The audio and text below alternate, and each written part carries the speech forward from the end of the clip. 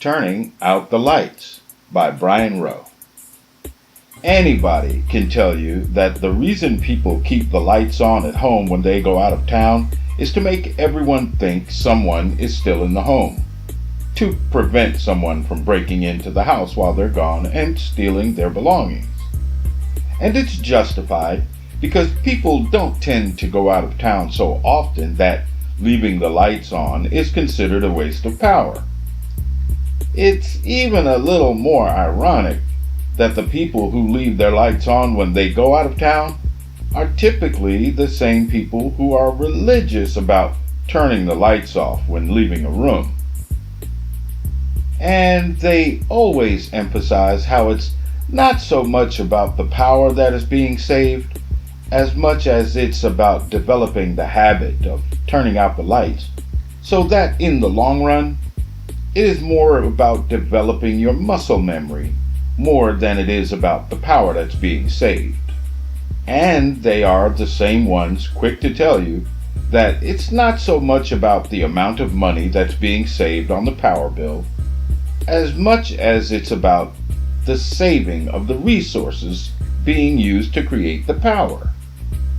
The resources that this country has in abundance, but not an unlimited supply of, so they are just as quick to remind you that the resources, like our freedom, must be defended. The resources of the country that always seem to fall under the responsibility of the civic-minded. It's the reason given most often why those who chose to serve in some capacity, most often those who chose to serve in the military, where these concepts of civic duty are instilled, if not reinstilled, installed, if not reinstalled, and ingrained, if not re-ingrained, but funny enough, never reimagined. The ultimate irony is that it's in the military where you find that the lights are not first turned on, but more accurately, first turned off. For example, the first indoctrination into the military way of life is that of learning to take orders. Do what you're told. Should be an easy task, but that's where the lights for thinking for oneself are turned off to save power. One must first learn to take orders so that the ability to march can be achieved, which brings up the second step of indoctrination into the military way of life. Please ignore the pun. Marching. It could be easily said that knowing how to walk before you join the military is more of a detriment, that being something one has to unlearn to be able to do correctly after learning how to take orders and being properly trained. Make sure to turn out that light as you march out the door, please. The overall indoctrination into the military way of life is one of repetition.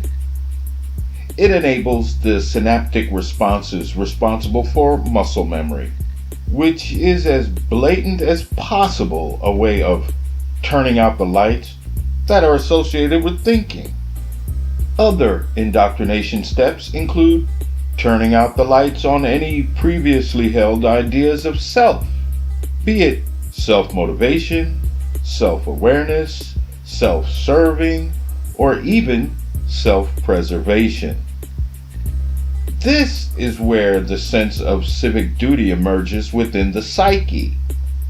Because the lights have been turned off and it no longer focuses on the self, the mind supplants its focus and the light comes back on to center on all others.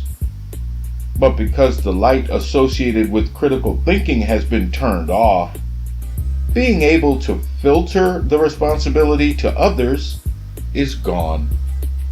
Which brings us back to where we came in at. The lights are left on at home when you go out of town because the focus is on the others that might break into your home when you're not there.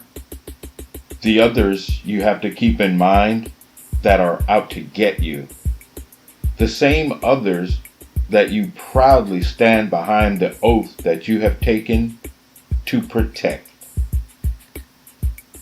It's remarkably dark in there. I just mean, it's dark for a place where the lights have supposedly been turned on, unless it's really dark because someone turned the lights off on their way out of the room.